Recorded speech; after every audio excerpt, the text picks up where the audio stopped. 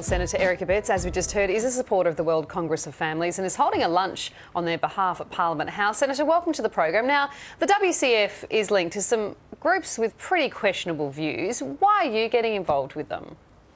The World Congress of Family supports the natural, traditional family. That is something that I support, and what this Congress is doing is bringing together a lot of academics and other experts from around the world to exchange ideas, and it stands to reason that some of those ideas will be seen as mainstream, others of those ideas may be seen as not so mainstream, but it is important for people to come together and discuss issues of mutual interest and concern. Senator, you mentioned natural families. How do you define a natural family?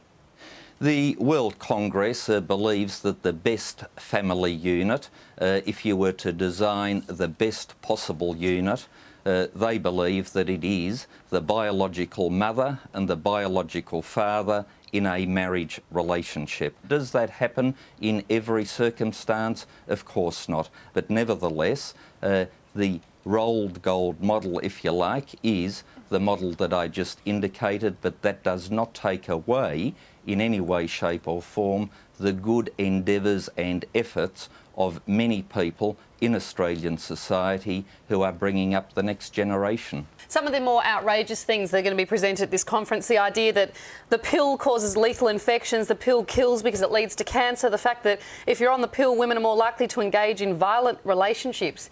How can you agree with that? You cannot agree with that. Well, look, neither you nor I are experts in this field, and I will leave those discussions up to experts, and my support for the World Congress of Families is based on their basic views and beliefs that they support the traditional view of marriage and that they are pro-life, and they are two values that I personally, and might I add, many of our fellow Australians do hold dear. What about the fact that one of the speakers at this conference promotes the factually incorrect statement that abortion leads to breast cancer? Do you believe that?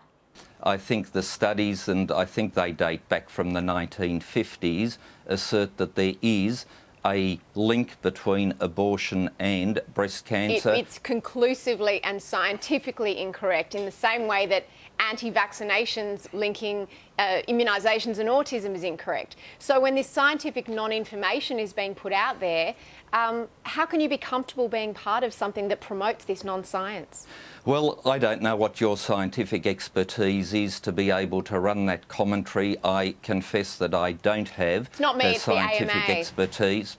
It's not me, it's the Australian Medical Association.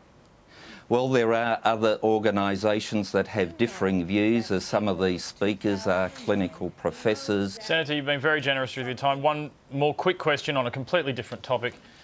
What is metadata?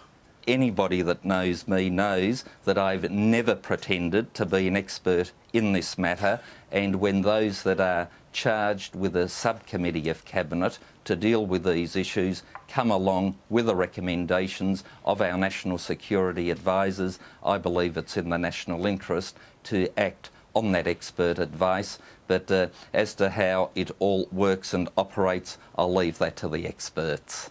Senator, thank you very much for your time. We appreciate it. Great, thanks a lot. So, you've been running a campaign at Mamma Mia.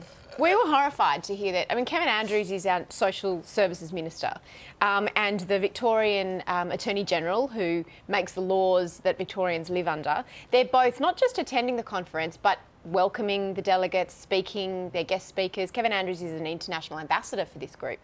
And the homophobic, bigoted remarks that they talk about, this idea of natural families and, by definition, unnatural families, same-sex couples, single mothers. I'm incredibly uncomfortable about our politicians being part of that and actively supporting that. So why do you think politicians will attach themselves? Politicians don't do stuff like that unless there's a benefit for them somewhere. Absolutely. I think that they probably thought that they could sneak this one under the radar while just appealing to the hard Christian right and the pro-lifers. And again, opinions are one thing, but when people are actually having scientifically incorrect information, that's incredibly disturbing. I mean, would they get up and support Holocaust deniers or anti-vaxxers? This is the same thing, essentially. We're going to take a break. We'll be back shortly.